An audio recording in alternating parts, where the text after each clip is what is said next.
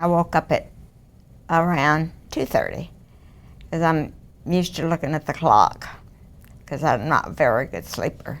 Well, I got up and I thought I couldn't breathe, and I thought, nah, I'm catching a cold. How could I catch a cold?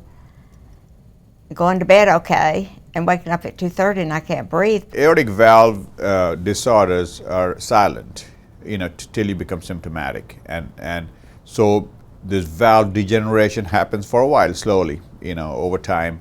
But once it becomes symptomatic, means that you are over the threshold. Then you get sick very rapidly, meaning you have shortness of breath, chest pain, or you can have syncope, or you pass out.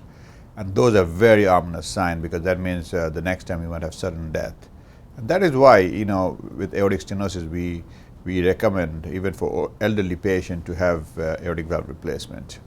The doctor told me, he says, if we don't do anything, maybe 9 months, I can't say.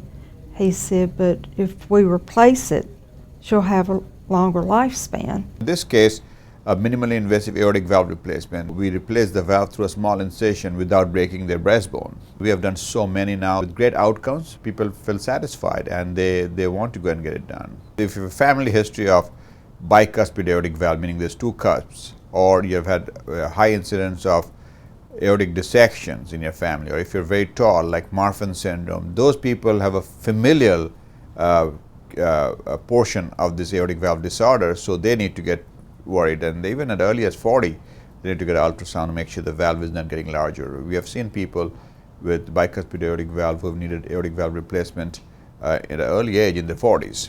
But in most people, it's a different process. It is degenerative, meaning as you get old, your valve leaflet becomes calcified, and with calcification, it's not moving properly, so it's not opening and closing properly.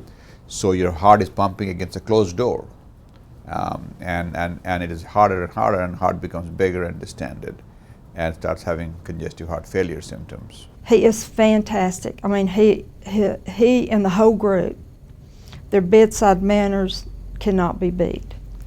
And not only for the patient, but for the family. I just feel good. And I go to the grocery stores and push a buggy and walk.